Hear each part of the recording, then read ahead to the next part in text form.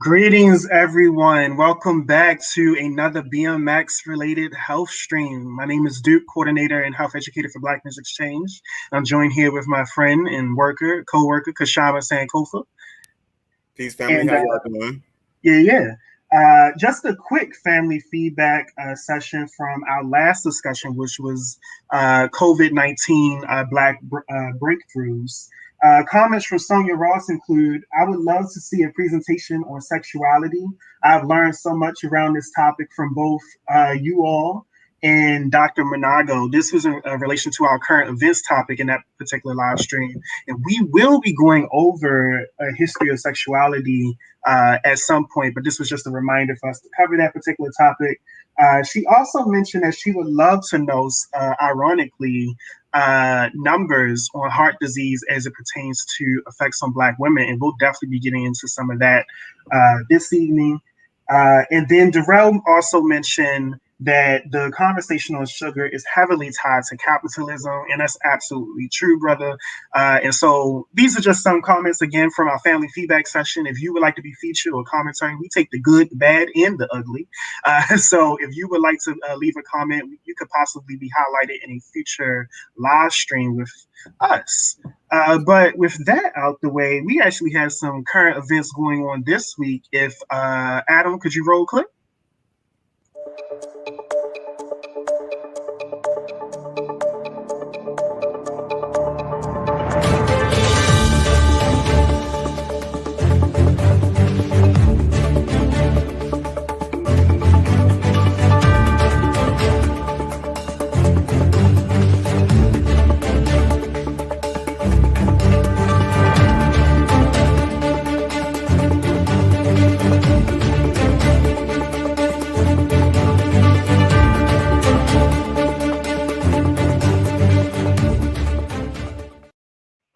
I'll be right back. I actually need to go to the store to get some wine.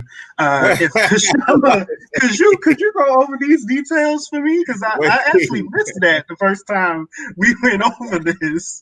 I was like, wait, is he serious? No, actually, I'm about to get about 3 or 4 hours of exercise when this live stream is over. Me too. Absolutely. Exactly that much time.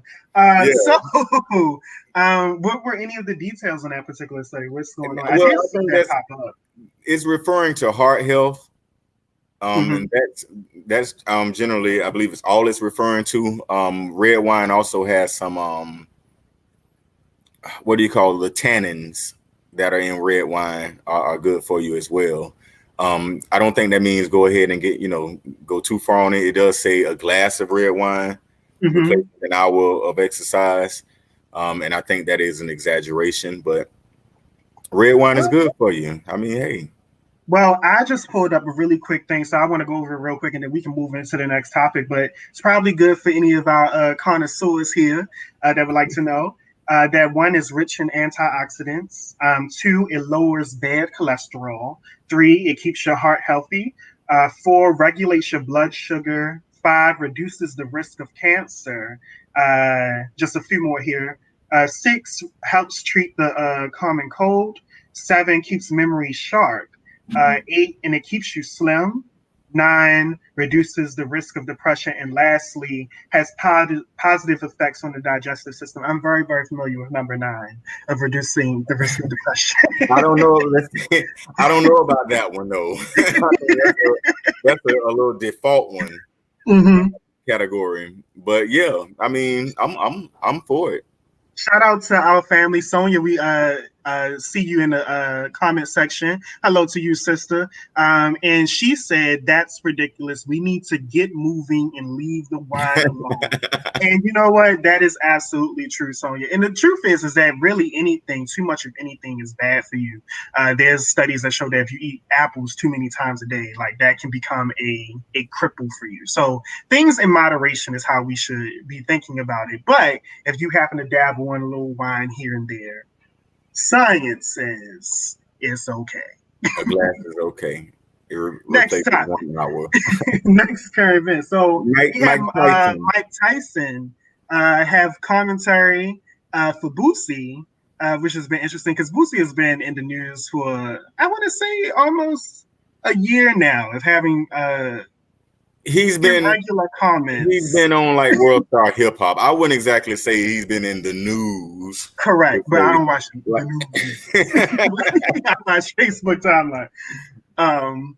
But yeah, so Boosie is a rapper who has had various different comments on sexuality and gender diverse individuals. Specifically, some of the later comments was his comments on Zaya, who is Gabrielle Union's and Dwayne Wade's child, who is now going by she, her pronouns in a state of transition of transgender. And Boosie had a lot of particular commentary about that, which, ironic, has also positioned him as someone who possibly abuses children as well, because he has allegedly gotten older strippers to a prostitute, I think, not a stripper. Yeah, prostitutes to initiate his son, if you will, to give his son oral sex. Yeah, so these are some of the things that pop up. Now, Mike Tyson, famous boxer from beyond my generation, had approached him on a particular radio show and asked him a serious question, which is something that we've come to understand in various different studies when it comes to sexuality, at least. And he said, why is it that you comment so much on sexuality or gender diverse people? And he didn't say it exactly like that. I'm paraphrasing. And he said, are you asking this because you fear that you are one, and posing these questions distance yourself from that? And that put Boosie in a very quiet place. He did not have the same energy that he normally has on this particular topic when Mike Tyson was asking him. Did you happen to see that discussion? I saw snippets of it. I saw when he was saying, "Are you homosexual?"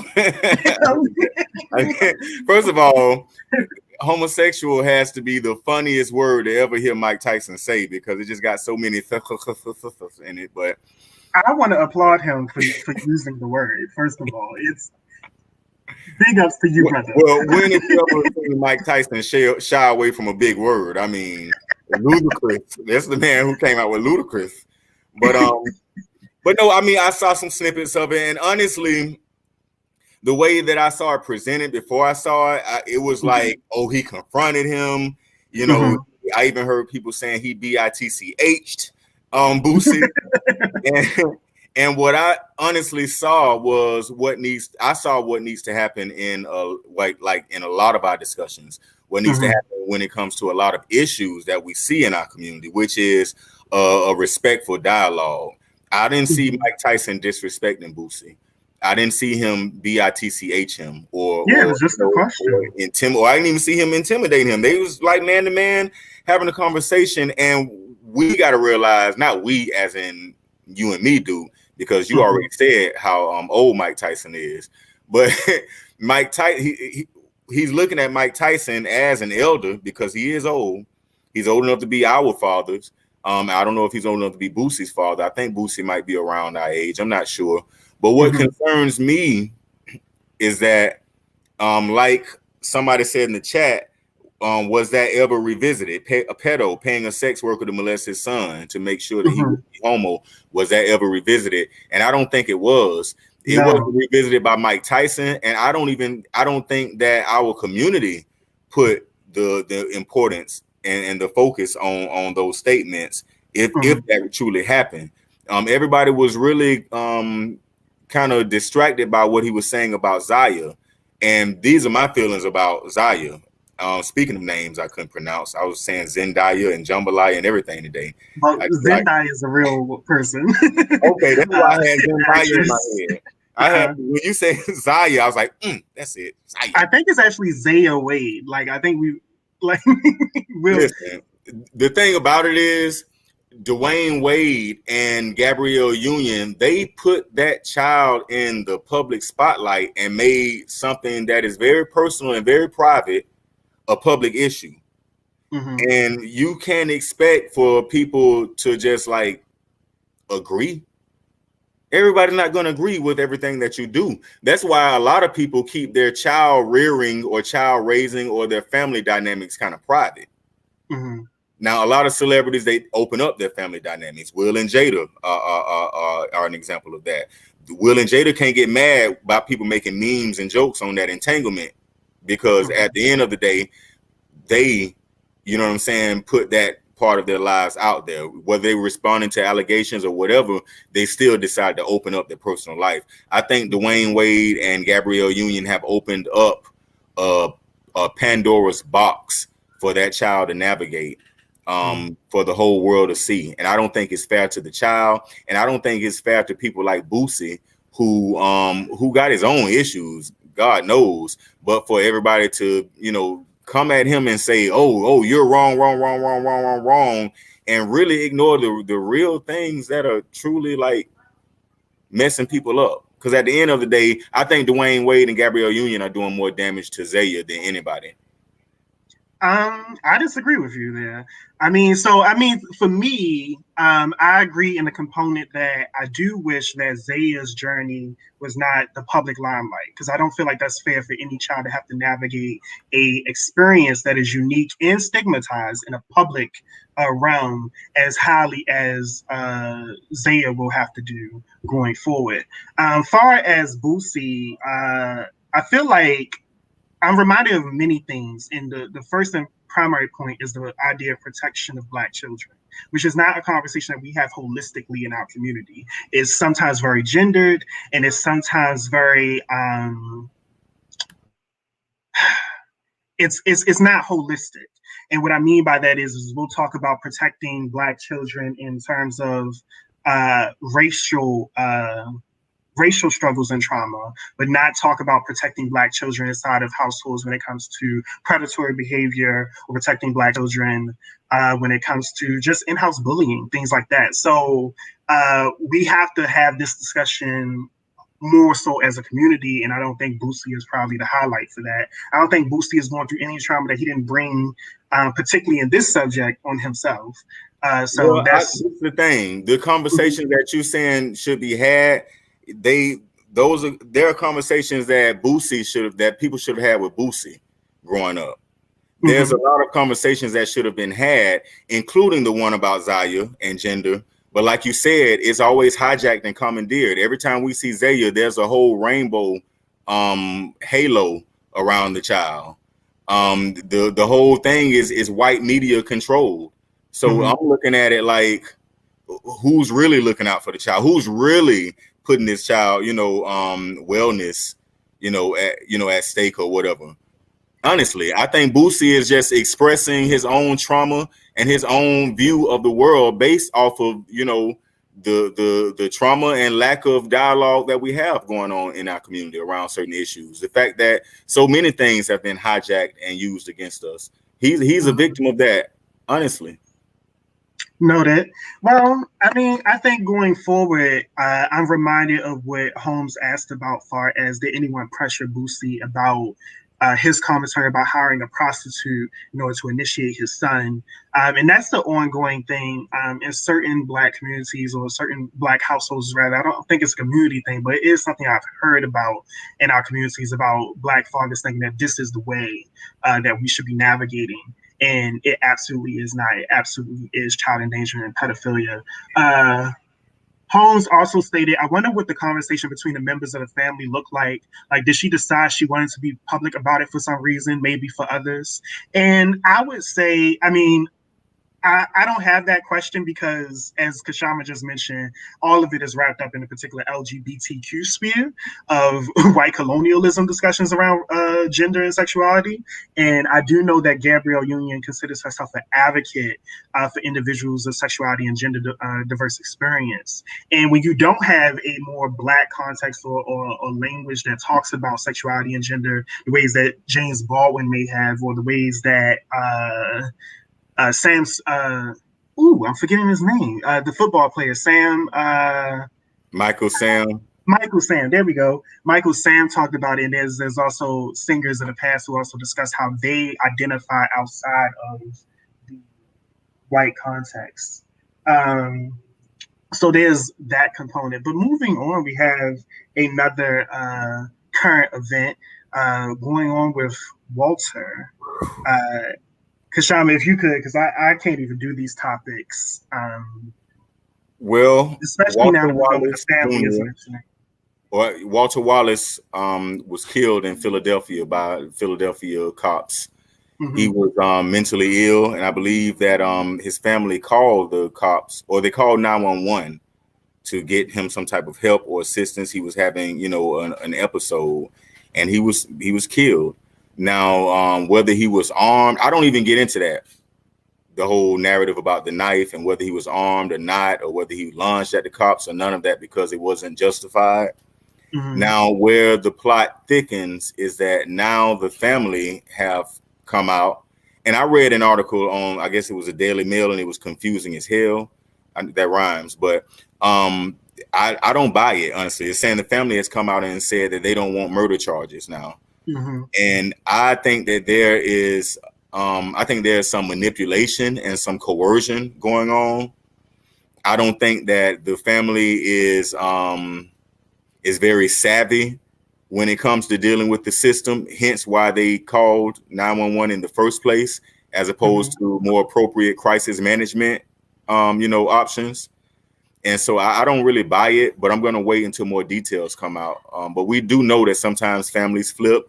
We know how internalized depression works. We know how that Stockholm syndrome kicks in. That's what made Botham Jean's family, all but, what's that woman's name? That monster. Amber Geiger. Amber. Yeah, they basically kissed Amber on the butt and said, have a great life. So it's disappointing if it's true, but we'll wait to see what, more of it. Yeah, I saw some of the commentary allegedly that's from the family stating that they didn't want charges pressed because these officers were not trained and clearly needed more preparation and things like that. And I'm aware of various different ideologies that certain Black families have, the quickness to forgive when it comes to these tragedies, the quickness to want to ignore it and just press on and not, and quote unquote, keep the peace. But I do think that, especially in this time period where there's even more scrutiny on the eyes of police corruption, that this is an effort in order to really silence Black protests, in order to make sure that individuals are not rioting and destroying the city. To the lament of the government officials down there.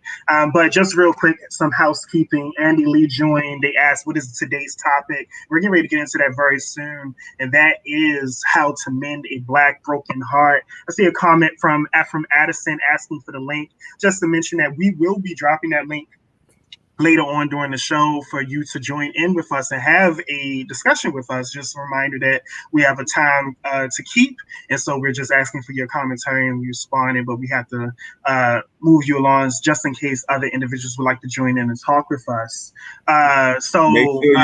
Make sure y'all like, share, and subscribe on Facebook and YouTube. You can't subscribe on Facebook, but you can definitely like the page and the video. You can share it and like the page, like the YouTube page, and share as well. Yep. And so the YouTube page is Melanated Blacks, Melanated Solutions Media. I'm sorry, Melanated Solutions Media. I was thinking about something else as I'm pulling up I'm pulling up the next topic piece. But just doing that housekeeping. But Jamal Piggott, forgive me if I said that wrong, said that they tore Philly up again, and the people took it to the streets, and that is true, even though through the attempts to silence Black protests, in my eyes, they are still going down there and taking care of things as they particularly see fit. I want to remind people. I forgot about this too, but the lawyer, we got to watch the family's lawyer. Because the language that it seems like they're using, it's like they're trying to absolve the officers of responsibility and of punishment and try to place it on like a negligence of the city in regards to training and stuff. And that sounds like somebody's trying to get a bag to me. That smells like some Benjamin Crump, Lee Merritt type work there. So that occurred to me for MSM particular live stream. But I just want to remind people to be safe. And no matter what, if you agree with the protests or disagree with the protests, just know that history has shown that all particular roads to progression are needed. With that being said, again, our topic for this evening is how to mend a Black broken heart. And for individuals who don't know, 2 Fridays of the month, we do a BMX discussion live stream that is focused particularly on health and wellness in the Black community. And some of our previous topics include COVID, as well as diabetes in the Black community. We've also mentioned just diet and fixing up our what we eat in general. In this particular topic, we are going to be talking about our hearts and really figuring out what's going on there. And to that effort, when it comes to discussing these particular things, we know that health and wellness is not like the most attractive particular discussion for our community. A lot of times you try to talk to someone about health and wellness and like you just immediately tune out. So one, we want to thank everyone who has been with us and continues to stay with us. But in an effort to make this more enticing and interesting, we're pushing for a more artistic expression when it comes to discussing our health and wellness. And so for individuals who don't know, I am a spoken word artist and author, and I've traveled to do poems on various different topics related to my experience. But something that I think is missing is just general discussion pieces, whether it be poems, song, paintings, drawings, anything artistic expression on our relationship to health and wellness as a community. And so we would love for these particular live streams, if you happen to have a art or talent and you decide to talk about a particular health and wellness experience, whether it be by you or someone else that you know, and you would love to share that with us, we would love to have you on to talk about that particular topic and subject, and really keep this going and make sure that our community is more engaged in keeping ourselves alive. So that being said, I wrote a poem on heart disease, and I'm pretty sure we'll get into more about why I wrote this poem later. But given that this is a virtual experience, I'm used to being on stage with people snapping and shouting and woo and calling my name. And so I'm going to ask for some love down in the comments. If you happen to like something you heard, feel free to quote and put a like or thumbs up or something. But I wrote this particular piece, and we'll just discuss it afterwards. So here we go. Black people portray the highest numbers of victimization in everything. So it was no surprise when I learned that heart disease is a leading cause of death amongst Black men. In fact, an estimated 44% of us go out this way, meaning if we survive everything America has to offer us Black men, an estimated 44%, almost half, will die of a broken heart. And ain't that heartbreaking? And yet no one is writing the love song or crying about it. I was told a prevention method for heart attacks is laughter, which is funny, because being a Black man in America is nothing to die laughing about, but it is the kind of thing to laugh to keep from crying. But the joke is that we live past the life expectancy of 18, our bodies start cracking up to fall apart. And ain't that what we call medicine?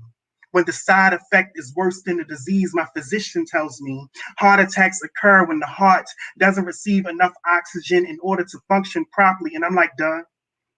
Ain't that what happened to Trayvon? Ain't that what happened to Mr. Martin when he first saw his son's body? Ain't that what happens to us? Attacks on how we breathe, how we... And dare to repeat that process again, they call us toxic and hypermasculine, like they know nothing of the poison of hypertension in our chest. They ignore the signs, like when we fight, how clutched fists are often warning signs for an impending heart attack. And yeah, I noticed how when Black men have a heart-to-heart, one of them may stop beating, ended with a stroke perhaps, but a warning sign for that often sounds like a gunshot, followed by 2 more gunshots or heart arrhythmia. I was 16 when my heart tried to get up and leave, and I responded the same way Black men have been taught to respond to anything having to do with their heartbeat, which was something like, it reminded me of Philando Castile bleeding out in the front seat of the car. He was like, No lie, the first time I had to check up, my doctor had trouble finding my heartbeat with his stethoscope. He said it sounded like that boy ain't got no heart. Do you know the struggle of trying to survive when your heart ain't really in it? Heart attacks feel like indigestion, like you can't stomach the death that comes for you. If the way to a man's heart is through his stomach, then I guess it's fitting that being forced to stomach all of this black trauma means my stomach and my heart is constantly in an upset. Fuck the police, my heart will be the one to put me under cardiac arrest. I know why my heart is doing this to me, but I just wanted to stop, but not stop, you know? Whatever it is, I just ask for my heart to beat it. Heartbeat poem, heartbeat police, heartbeats this narrative that black men ain't shit. I'm asking that my heart beat today, and I'm asking for it not to beat me in the process. Thank you. That is that poem. If I can get my co-worker back. Welcome back. Unmute myself real quick. No, that was very powerful. Thank you. Thank you. I mean, yeah. Have you I saw you use the line "laugh to keep from crying." Have you ever read Langston Hughes' work around that? I have not read that specific poem, but I know I've read clips and things. Thank you so much. From Langston Hughes, I'm very familiar with some of his work. Yeah, I loved it. I think that what you did kind of takes his work to the next level. If that's yeah. Travis Wise said, "Good job, King." Kat Mahari in the house said, "Beautiful." Hey, Kat, it's good to see you there. Madro Holmes, how you doing, brother? He said, "Great work." Thank you. So for individuals, I wrote this poem. This poem has actually been something I've been trying to write for 3 years, and so I've legitimately been suffering from various different heart-related effects since I was 16 years old, and I had no idea. And that's also reflected in the poem as well. Heart disease, one, is an umbrella term. It describes a myriad of issues that deal with the heart. So we're talking about the heart attacks, the strokes, the heart arrhythmia, which is inconsistent beating, different things like that. And I used to get a lot of chest pains when I was younger, and I had no idea what it was, but it was just something that would occur, and it was really painful. It was one of the most painful things. It felt like my heart was trying to burst out of my chest, and I didn't know how or what to do, and I didn't discuss it with anyone because I remember the first times I tried to, people couldn't understand what I was trying to tell them was happening to me, and especially since I was so young, telling elders like they wouldn't. It's not their first thought to correlate that you are suffering from a heart attack or a stroke at this moment, and so I had to get checked up. Later on and find out that yes, but acid reflux is absolutely a part of heart disease once you get into the nitty gritty. And so these are different things, thank you, Murray, that we have to deal with and contend with as people. So that's something, but I can say that through strategic changing up how much salt I consume, how much water I drink, and being more active generally, that I have seen a reverse in a lot of these effects. I haven't had a heart attack in about 2 years now. So yeah, that's what's up. I'm glad that you that you opened the door for us, like expanding the definition of heart disease, or expanding our idea of heart disease, because I mean, when it comes to Black people, and the stuff that we deal with, a lot of it is heart disease, and I have to use the example of, when the cops pull in behind you and you haven't done nothing wrong, all your paperwork straight, you got insurance, license or whatever, but for that split second, you get that shoot of adrenaline, that fight or flight, your heart beats, faster for like 2 or 3 seconds, until till reality, or what seems to be reality, sets in, and you say, "Oh, they're not after me this time."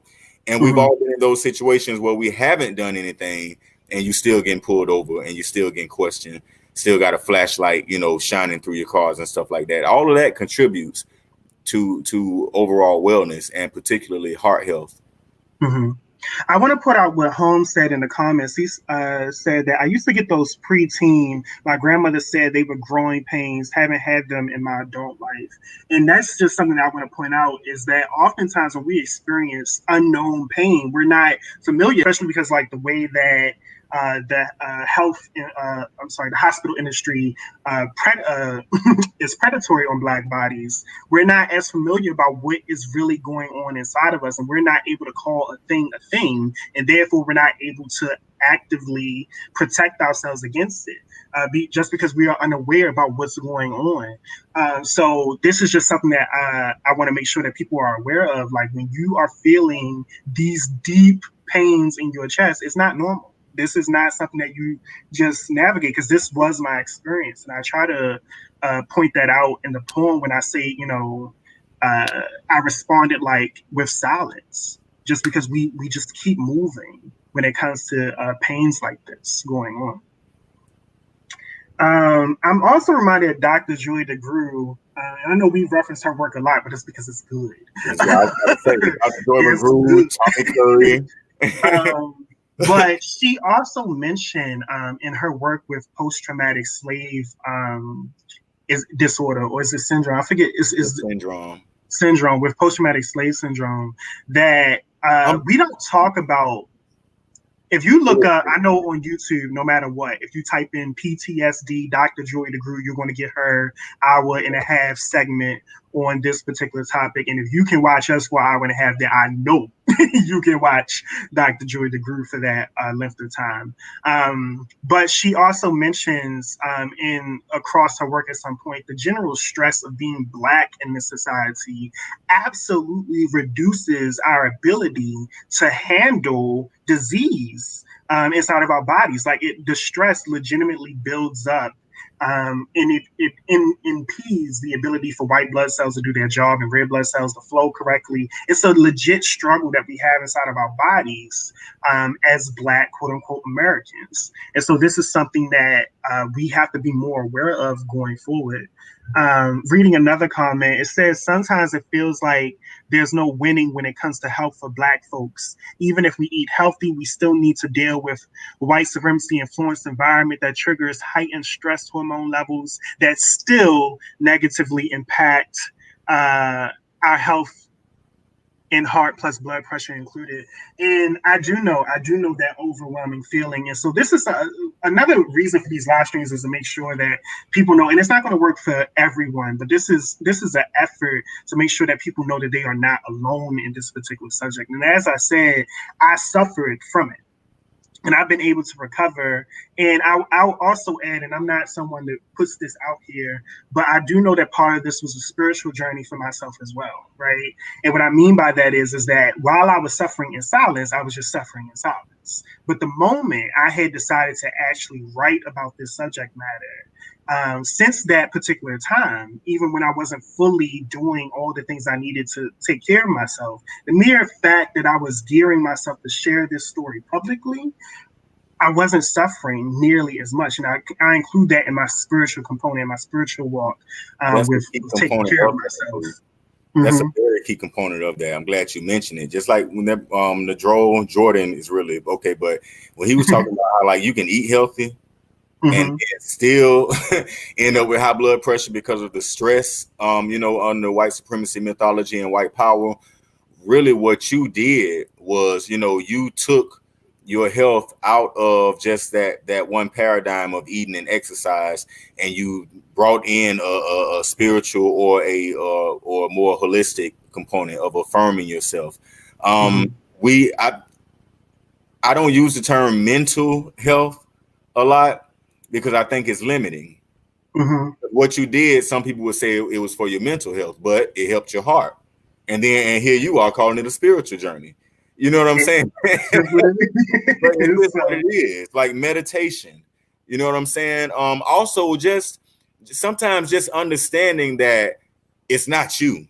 That's what some of us have to come to realize. Like I had to come to realize that at a certain point in my life, in my adult life, like, wait, it's not me. It's not Black people. You know what I'm saying? Like the problem is not necessarily with us. And so the minute you kind of realize that, you start to navigate things a little bit better. You start to live life on your own terms more so as well. And if you look at health, more emotional health, thank you, Sonia Ross, it's called emotional health.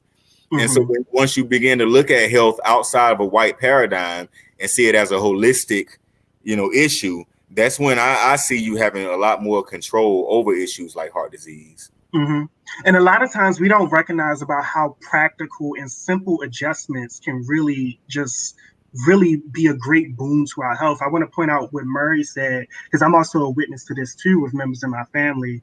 But they said that they would have chest pain so often and work in the hospital and would have to go to an emergency room about once a week.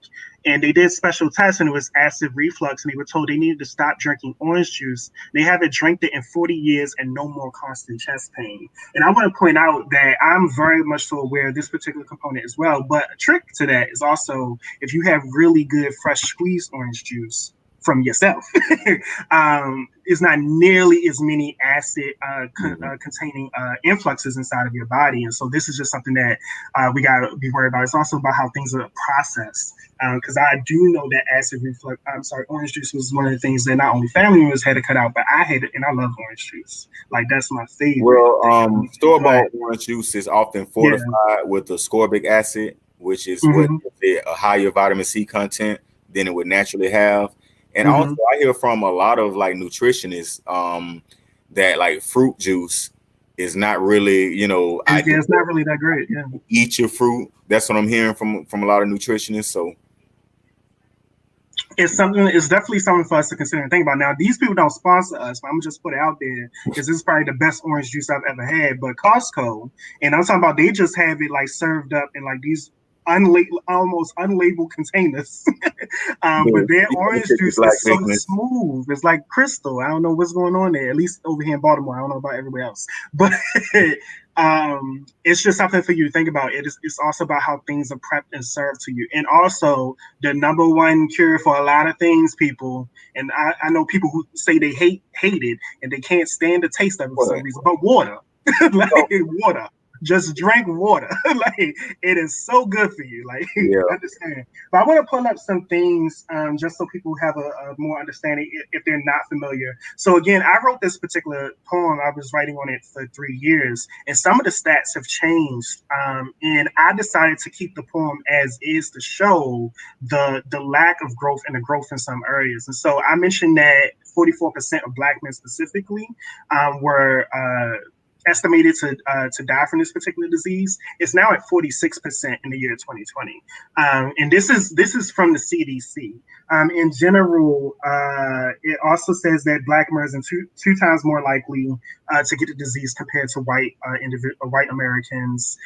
Black women actually suffer from heart disease at higher rates than Black men. The last time I checked the statistics, it was at 57%. But again, this is all CDC and Black people statistics with heart disease. You can find that, and so it's just something for us to really be more aware of in our community. And it was even jokes about it as I think about it, because I think even the Fresh Prince of Bel-Air made a comedy about this at one point, a comment section about this at one point. It was like, do you know the number one killer of Black people? And someone said the cops, and the other person responded, it was like heart disease. And so it's just one of those things. Like, sometimes we do get it twisted. I think he said LAPD.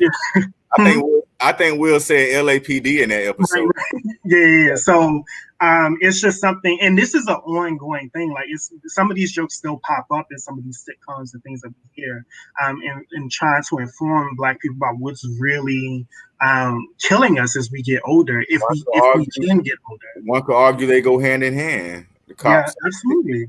And I pointed that out, especially looking at Dr. Joy DeGruy's work.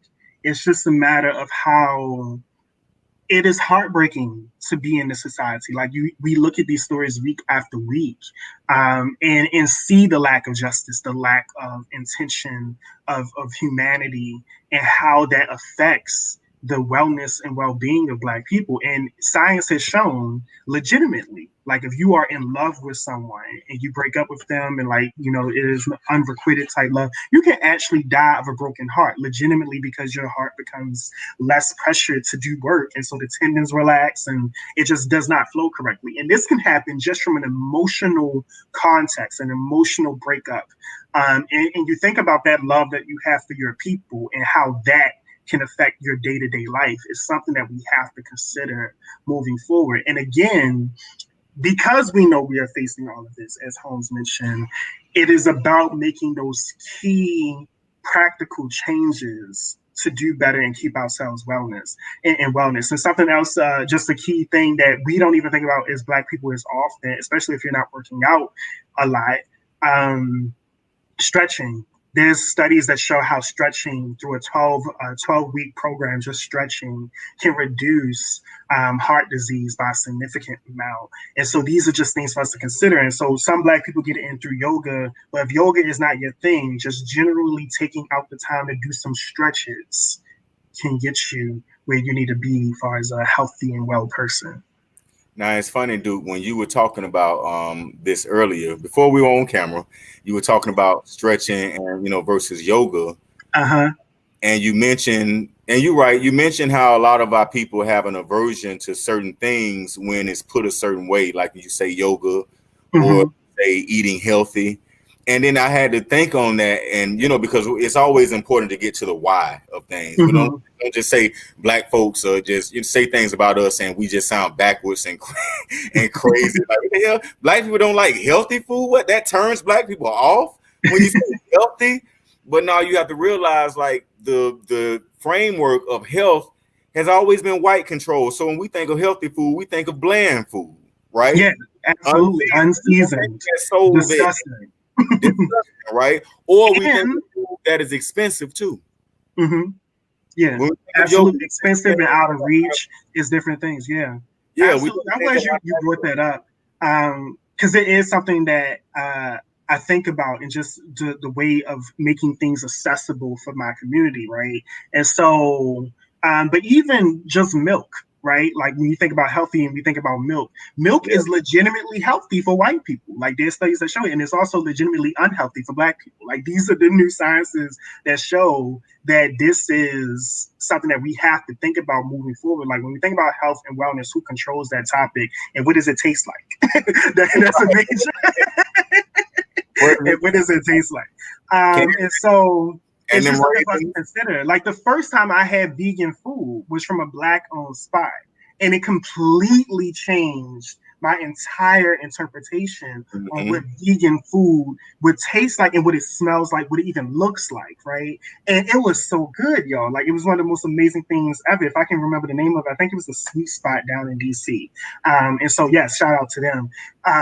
But even so, it's one of those things where we have to make sure that we are controlling the narrative on what's going on. And when we think about terms like yoga, we think about white girls with no booties and yoga pants and right. And we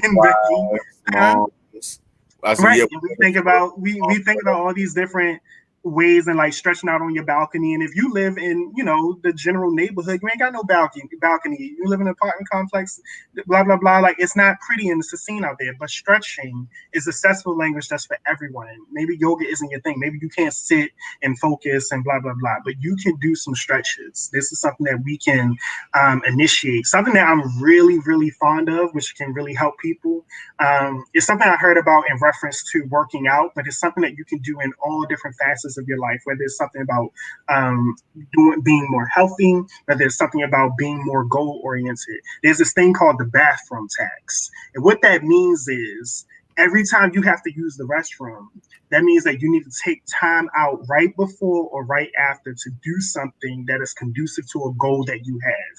So for some people, it would mean that they would have to do like 10 or 15 push-ups every time they went to the bathroom. For other people, it may mean that you have to write down a list of goals or start working on your business plan for 8 minutes or something like that. It's just things that people can start initiating and doing. And for individuals here, if you happen to be struggling with this, maybe just drink a glass of water every time you gotta use the bathroom. Like this is your bathroom tax. It's things that you can start doing to keep yourself accountable to your health. Interesting. Bathroom tax. Bathroom tax. Okay. And actually pay them. And actually pay you these particular ones. Sonia mentioned that they were turned off for yoga for years because it was portrayed as being for white women, and there you go. And so at this time, it is 45 minutes of the hour. I would love if Adam could actually drop the link in the comment sections for individuals who would love to join us, including Ephraim. If you're still here, we're dropping that link. Drop the link and join in with this discussion and give us your thoughts. Sonia, I'm very interested in that narrative and just talking about, what exactly about it turns you away from yoga, because this is something that we have to think about and moving forward and what the solutions can be. I remember some years ago making a post about how I wanted to find a yoga spot or a black yoga spot that had like Black Love incense and playing Erykah Badu, and that was just me being funny and like using my imagination. And then years later, right, I'm going around the country in places like Atlanta and Baltimore, and I'm meeting brothers and sisters who are doing Kemetic yoga. You know what I'm saying? I'm meeting people who are in this stuff, and they're doing it with a black aesthetic and tapping into the African roots of a lot of this stuff, because a lot of it actually comes from ancient African practices and philosophies. That's why we call it Kemetic yoga, but actually the yoga practices started in ancient Kemet, which is today Egypt. But I didn't know that. I thought it was, an Eastern thing that, like the sister said, that white women were doing, but I knew it was something good for me. And I knew it was something I wanted to get into. I just didn't want to be up in a room full of a bunch of suburban, soccer moms, or whoever it was in my head. Right. It doesn't look, if it doesn't look like you. Hey, welcome in, Sonia. Hi. How you doing? Hey. I'm fine. What do you think about the discussion? And I would love your narrative, if you could summarize that narrative for us. Oh, thank you. I love the discussion as well. I think it's really important to talk about health. I'm a mental health therapist, and I focus on working with Black women healing from intergenerational trauma. And so we talk about a lot about our barriers to being emotionally well and healthy. And I just know that in my own trauma recovery process, I certain places I was just uncomfortable because, I already had some things going on with my body because of some of the traumas I'd experienced, and I wasn't comfortable in my body. And so when I would go to places like yoga studios that were predominantly white women led, white women there, being super flexible, I already had a negative relationship with my body as far as movement and coordination and things like that. So seeing them bend over, flip, and sweat it out for 100 minutes, that just wasn't going to be, I felt very uncomfortable there. And so I found a Black-owned yoga studio near my house a couple years ago. And it was just so loving and affirming and always about listen to your body. It was no force, no stretch, no super athleticism. They all talked about their injuries, their things that had happened to their body. And it was way more supportive. And I just realized that other place, yoga is for everybody, literally.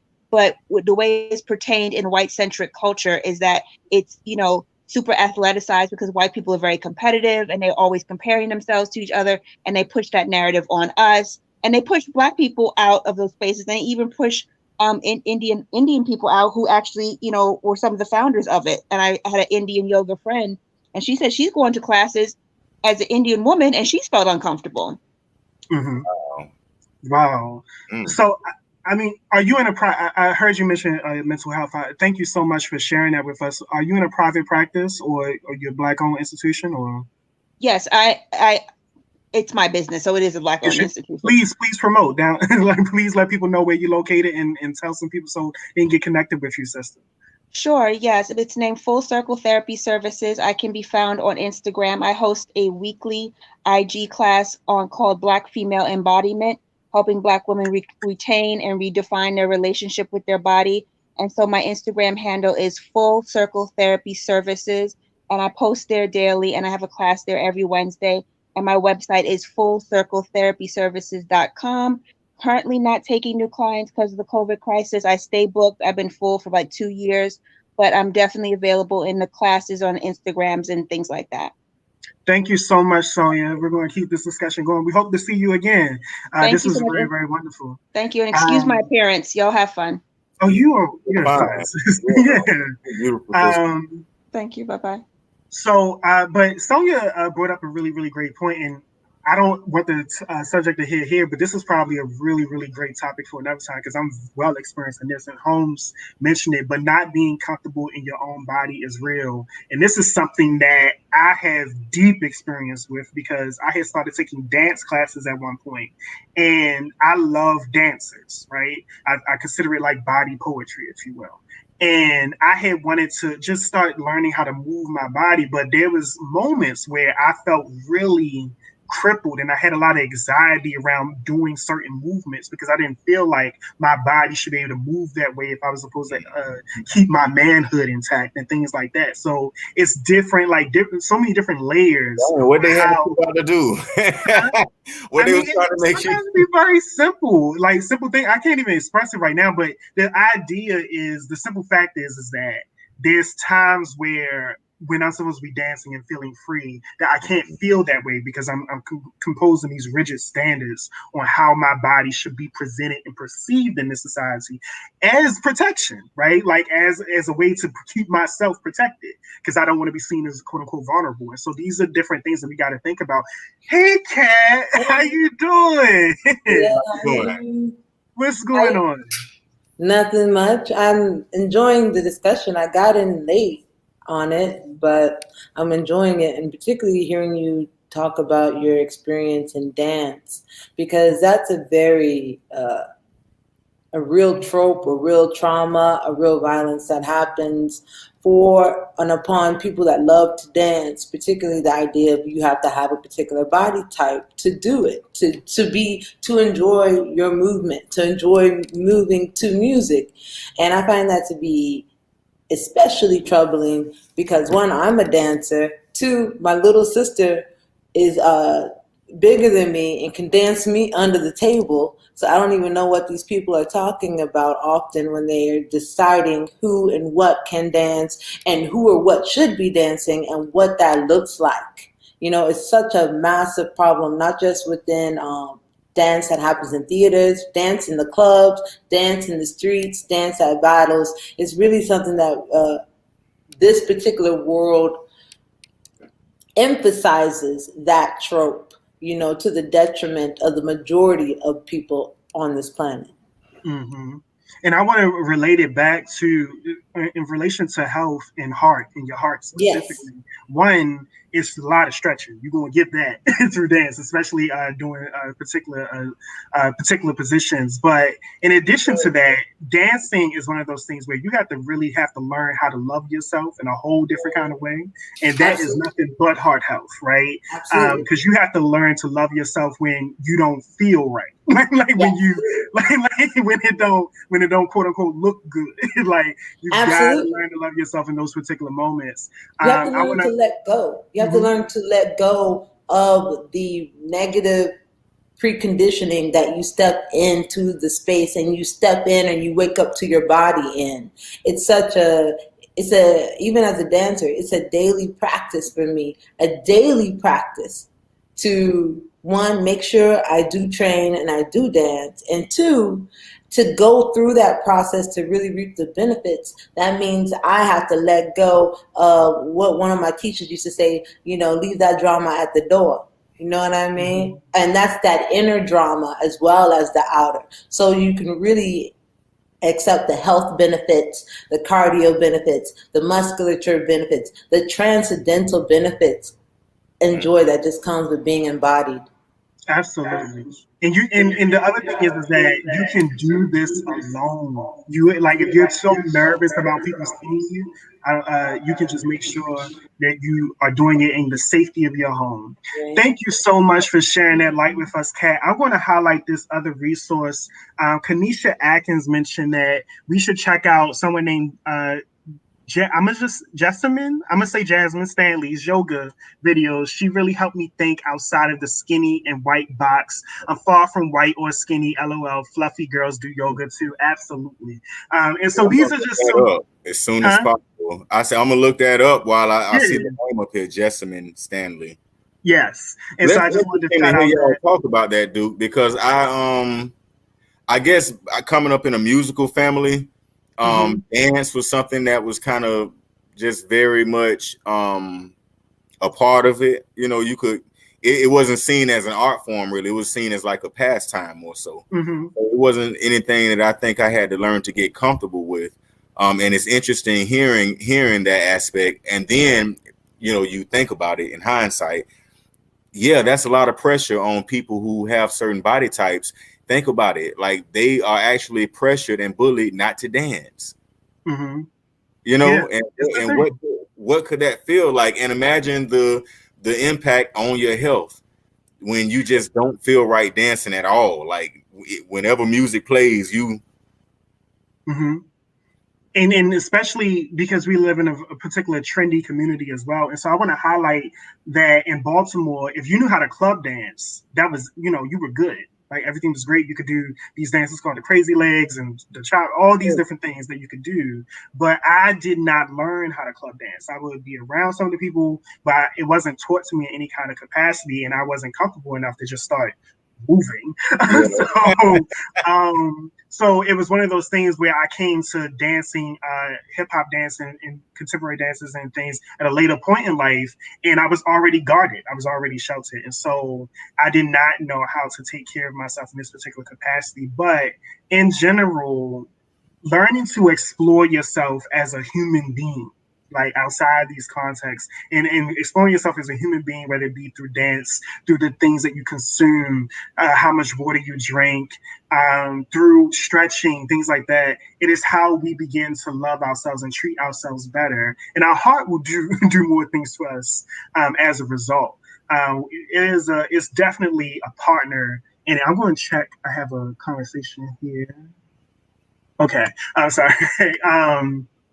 I just want to make sure that people know that you can get a handle of this. You can work with your heart. Being human is very important for us as Black people, and this Mm-hmm. is coming from Brother Sankofa. I like to think of myself as the blackest person I know, right? But Mm-hmm. being Black weighs down on you because we were never meant to be Black. That's what we got to understand. Black is a political, social designation that has been placed on us here. Mm-hmm. Our humanity is constantly denied and constantly questioned, and everything we do is from a Black perspective, and that's a good thing because that's what we have to do to protect ourselves in this society. But I do not take for granted nature because nature allows me to be what God made me, which is human, right? And without any, oppression, whatever you want to name it, capitalism, white supremacy, all of that goes out the window when you're in nature and when you're just dealing with yourself, you're going within. That's what we do have to understand, that that's a big part of our health. That's a big part of our wellness. You may not be perfect in your diet. You may not exercise as much as you want to. And even if you did, you still have the issue of Blackness that is going to weigh on your health, whether you want to admit it or not, whether you like it or not. You got to tap into your humanity as well. That's just my 2 cents onto that. And you brought it up when you said that about being human. Yeah, it's definitely a new process. And so I'm reminded of Dr. Monagos and some of the discussions and conversations he's had with individuals in the past. And he was talking about in reference to sexuality at this point, but I'm going to broaden it for this subject. I know he's definitely talked about it too. But he mentioned how there's individuals of the homosexual who are homosexual who don't learn to love themselves until they're like 21, right? Who don't learn to accept themselves, who don't learn to feel comfortable in their body and their skin until much later in life. You got to think about how long it takes for you to love yourself, right? From the time that you were born to the time that you're in college, right? That's when you start to love yourself. And then you got to think about that in addition to just being Black in general, right? Like, how long does it take for you to think about yourself as a person, as someone Mhm. deserving of equality, Yeah, deserving right. justice and things like that? And some of us never get there. That's the key point. A lot of us never get there, and we start talking down to other people, um, preventing them from getting there because of our fears, because of the fact that we haven't quite worked that particular trauma out ourselves, right? And so we have to work on being this full human being so that way we can bring other people to that. Sonia said that they share that with their clients as well regarding reclaiming their humanity, and I'm glad that we can just continue some of that work here, Sonia. So yeah, I'm Alicia, really. Alicia Mhm. Crystalline Khalid, she said this is real deep transformational work and healing on an epigenetic level. And I'm glad she Absolutely. brought that word up. I'm Because glad that she talking about could Dr. George Bush. express epigenetic, because we know not everybody don't know what that is. Like I I can think, gather what it means, but I know I ain't got the textbook dictionary of it. oh, okay, I can't give you like the textbook definition of it, but Mhm. when we're talking about epigenetics, we're talking about generational um, effects on the DNA Mhm. and on the genes, according to not history, but trauma Mhm. and environmental factors. So Yes. what that looks like when we talk about genetic trauma, we're going into the field of epigenetics. That field would cover issues like that. Healing So yourself on a cellular level. yeah, and that's what we kind of get into when we're talking about reclaiming your humanity, getting out in nature, doing the stretching, yoga, meditation. I love when I have to come out of the garden or whatever I'm doing outside and cut on the news or YouTube or Facebook and get reminded that that I'm back here in this struggle, right? Because that means that I was successful in connecting with that part of myself that does not come from this, right? Mhm. That can remain constant despite what goes on outside of me. Yeah. That's power, and it is. And I'm not perfect with it, and I'm 34, so it took me a long time to even get to a place where I can start to do that. It's really, really, really comforting experience. Well, I don't want to talk everyone's head off with this topic unless someone else wants to come on in um, and share some thoughts on this particular subject matter or some solutions or resources that they know about. I think we're getting ready to prepare to wrap up.